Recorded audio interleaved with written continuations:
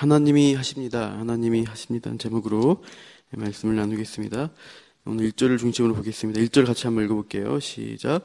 왕의 마음이 여호와의 손에 있음이 마치 봇물과 같아서 그가 임의로 인도하시느니라. 아멘. 그래서 보라는 것은 농사 지을 때 물을 모아놓는 물 웅덩이를 보라고 합니다. 그래서 작은 일종의 저수지 같은 것입니다. 이스라엘은 강수량이 적은 편입니다. 그래서 게다가 땅이 석회암지려서 비가 오면 바로 흡수가 돼버려요. 그래서 물을 이제 쓰려고 하면은 이제 이렇게 물을 모아놓을 수 있는 웅덩이를 파서 또 이렇게 발라가지고 물이 새지 않게 하는 웅덩이가 있습니다. 그런 웅덩이를 농부가 이제 사용을 하고자 한다면은 이제 나중에 필요할 때 그 물기를 내면 되죠. 그래서 볼을 터서 물이 필요한 곳으로 흘려보내면 된다는 거예요. 농부가 임의로 볼을 터서 사용하는 것처럼 하나님도 어떤 왕, 그 나라의 그 모든 것들을 움직이는 왕을 마음을 움직여서 사용하신다는 것을 말씀하고 있습니다. 그래서 왕은 그 나라에서 자기 마음대로 할 수 있는 어떤 권력을 가진 존재입니다. 절대 왕권을 가진 왕이라면 더욱 자기 마음대로 할 수 있겠죠. 그 왕을 하나님이 그 마음을 움직여서 쓰신다는 거예요. 우리가 이제 북한의 김정은을 보면 절대 왕권을 좀 보게 되는 것 같습니다. 어제 뉴스를 보니까 이제 거기가 서열 사회입니다. 1위부터 쭉 서열이 매겨져 있어요. 현재 2인자가 군 총정치국장이라고 하는데 그 황병서라는 사람입니다. 어제 이제 이분이 영상이 나왔는데 김정은 옆에서 수행하다가 자기가 김정은보다 몇 걸음 앞에 있는 걸 깨달아요. 그래서 놀래서 뒤로 얼른 돌아가서 뒷걸음쳐서 수행하는 모습을 또 어제 방송에서 보게 됐습니다. 그래서 꽃다발도 이렇게 받아서 뒤에서 비서처럼 마치 받아가지고 전달받는 그런 어떤 2인자인데도 막 이등병처럼 막 빠릿빠릿 움직이는 모습을 볼 수 있었습니다. 왜 그런가 보니까 그동안 2인자의 최후들 우리가 알잖아요. 장성택 자신의 고모부였는데도 불구하고 이렇게 숙청당했고, 현영철이라는 또 군 간부가 있었는데 그 사람도 졸았다고 해서 비참하게 숙청을 당합니다. 그래서 2인자일지라도 절대 권력인 김정은 앞에서는 자신의 목숨을 보장할 수 없다. 그래서 아니까 이렇게 행동이 그렇게 나타나는 것을 볼 수 있습니다. 그러나 그러한 김정일지라도 하나님이 주관하신다는 사실을 오늘 성경을 통해 알 수 있습니다. 절대 권력의 왕일지라도 하나님의 손에서 움직이고 있습니다. 그럼 우리가 이런 생각이 들어요. 악한 왕은 왜 하나님이 그냥 두시냐? 의문이 들 수가 있습니다. 그렇게 우리가 하나님에 대해서 이렇게 생각하는데, 하나님은 큰 그림을 볼 때 선한 뜻을 가지고 인간의 역사를 통치하신다. 그것이 하나님의 주권 사상입니다. 하나님의 주권 사상은 하나님이 모든 것을 운행하고 다스리신다. 그것을 믿는 거예요. 우리 교회는 종교개혁 이후에 그 개혁주의 신앙에서 하나님의 주권을 강조하는 신앙을 가지고 있습니다. 하나님이 바로의 마음을 강팍해 하십니다.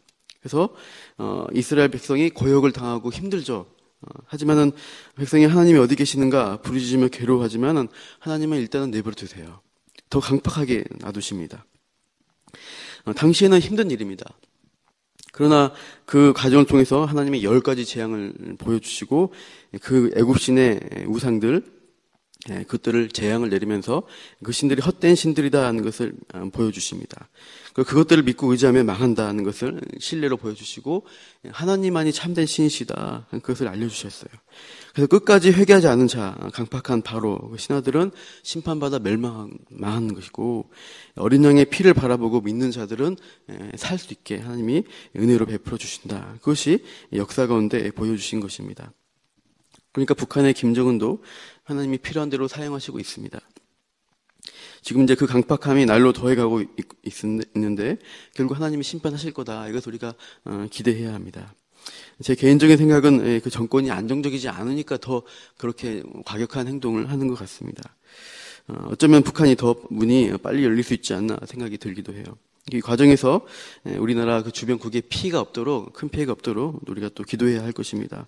아무튼 왕의 마음이 여호와의 손에 있는 것, 즉 하나님의 주권 사상을 우리가 이제 생각하고 있는데, 우리가 살아간 역사 속에 하나님이 선하신 작정을 이루시는 것을 우리가 확인해 가는 것, 이것이 우리의 신앙이다 하는 거예요. 대표적인 신앙인이 요셉이라고 할 수 있어요.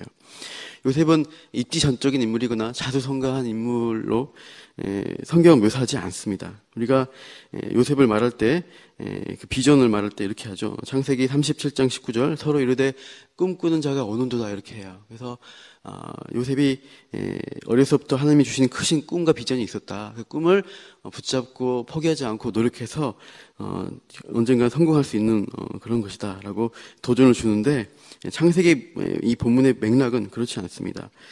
앞절에 보면은 형들이 요셉을 죽이기를 꾀하여 이르되라고 시작하는 거예요. 그러니까 꿈꾸는 자는 표현은 요셉을 빗대어 빈정대는 표현입니다. 자기 잘났다고 자랑하고 고자질한 저 요셉, 미움받을 짓한 요셉 좀 우리가 어떻게 처리할까, 이렇게 악한 말로 했던 것이 꿈꾸는 자예요. 요셉 자신도 자기가 성공을 하겠다고 꿈꾸지 않았습니다. 그냥 요셉은 편애를 받는, 아버지의 편애를 받는 철없는 막내로 살아갔던 것이고, 그래서 형들의 미움을 받아서 종으로 팔려가고 애굽의 지하 감옥까지 떨어졌던 거예요. 그럼에도 불구하고 성경은 요셉을 형통한 인물이라고 해요. 그것은 요셉의 삶이 하나님께 의해서 철저하게 만들어진 삶이었기 때문에 그렇습니다. 하나님이 어려운 과정을 통해서 요셉을 연단시키셨고 준비시켰습니다. 나중에 요셉은 이런 일들이 형들이 아닌 하나님이 하신 일이었다고 고백을 합니다. 창세기 45장 8절에 그런즉 나를 이리로 보낸 이는 당신들이 아니요 하나님이시라. 하나님이 나를 애굽의 온 땅의 통치자로 삼으셨나이다. 이렇게 고백을 해요. 하나님이 하셨습니다 하는 거예요. 여기서 우리는 요셉의 노력과 조건에 상관없는 하나님을 보게 됩니다. 우리가 성공한 요셉만 보면은 우리가 할 수 있을까 희망이 없어 보입니다. 대단한 사람 요셉, 어떻게 저렇게 할 수 있었을까 생각이 드는데, 그러나 요셉으로 만들어주신 하나님을 볼 때는 희망이 있어요. 이것들을 하나님이 배후에서 일하시고 여전히 요셉을 만들어 가셨구나, 우리가 생각하면은 희망이 생깁니다. 믿음의 조상 아브라함이 과연 믿음의 조상이었을까? 아브라함은 믿음 없는 행동들을 많이 합니다. 아내 사라를 누이 동생이라고 자꾸 거짓말을 해요, 왕들 앞에서. 그러니까 왕들이 헷갈려서 이렇게 사라를 이렇게 취하게 되죠. 또 하나님이 자녀를 주신다고 했는데 기다리지 못하고 첩을 통해서 자녀를 낳으려고 하는 것입니다. 이런 아브라함, 믿음 없는 모습을 보여주는데 하나님이 그 아브라함의 여정 가운데 동행하셔서 그를 믿음의 사람으로 만들어 가셨습니다. 그래서 그가 믿음의 조상 아브라함이 된 것입니다. 하나님이 살아계셔서 오늘 이 시대에도 요셉과 아브라함 같은 믿음의 사람들을 만들어가고 빚어가고 계십니다. 신약에서는 요셉 같은 인물이 바울이라고 할 수 있습니다. 세상적 기준으로 성공하지 못한 사람입니다. 그의 말년에 그는 로마의 지하 감옥에 갇혔고 춥고 배고픈 것 같았어요. 그래서 그런 춥고 배고프게 있었습니다. 그래서 디모데후서를 보시면 겉옷을 가지고 와라, 너무 춥다라고 얘기하는 부분이 있어요. 결국은 그 감옥에 있다가 참수당하고 순교를 하게 됩니다. 세상 기준에서는 실패한 삶이었어요. 그러나 하나님은 그의 실패한 삶 같은 삶을 통해 또 그의 죽음을 통해서 하나님의 영광을 나타내셨습니다. 빌립보서 1장 21절, 이는 내게 사는 것이 그리스도니 죽는 것도 유익함이라 라고 고백합니다. 갈라디아서 6장 14절, 그러나 내게는 우리 주 예수 그리스도의 십자가 외에 결코 자랑할 것이 없으니 그리스도로 말미암아 세상이 나를 대하여 십자가에 못 박히고 내가 또한 세상에 대하여 그러하니라. 오직 십자가만 자랑하는 사람이 되었습니다. 하나님의 나라의 질서는 세상의 질서 가치관과 다릅니다. 바울은 그리스도 십자가에서 자기 삶의 가치를 발견한 사람입니다. 그것이 하나님의 주권을 이해한 사람의 삶이었던 것입니다. 우리가 비행기를 타게 될 때 이렇게 비행기를 타고 하지 않는 행동들이 있습니다. 저는 한 번도 하지 않는 일 뭐냐, 내가 스스로 비행기를 조종하려고 한 적이 없습니다. 운전할 줄도 모를 뿐더러 이렇게 가라고 지시하고 싶지도 않습니다. 조종사가 운전해야 비행기가 안전한 것입니다. 내가 비행기를 조종하려고 이렇게 조종하게 되면은 비행기는 위험해져요. 추락할 수가 있다는 거예요. 그래서 절대 저나 여러분은 비행기를 조종해서는 안 되겠죠. 하나님이 이 세상을 조종하는 것이 맞습니다. 하나님이 창조하셨고 가장 잘 아는 방법과 계획 가운데서 하나님이 이 세상을 움직여 가십니다. 그 주권 가운데서 그것을 인정하고 믿는 사람은 평안을 누릴 수 있다는 거예요. 하나님이 하실 것이다. 하나님이 선하게 이루실 것이다. 그것을 아는 사람들은 안전하고 평안한 삶을 사는 것입니다. 하나님의 주권의 손길이 오늘 우리에게 어떻게 미치고 있는가, 우리를 어떻게 빚어 가시는가, 기억해야 합니다. 우리는 우리에게 일어난 사건을 통해서 어떻게 반응하십니까?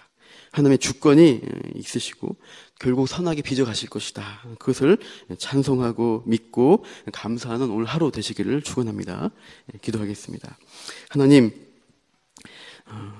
하나님께서 왕뿐만 아니라 이 세상의 모든 사람들의 인생을 주관하고 계십니다.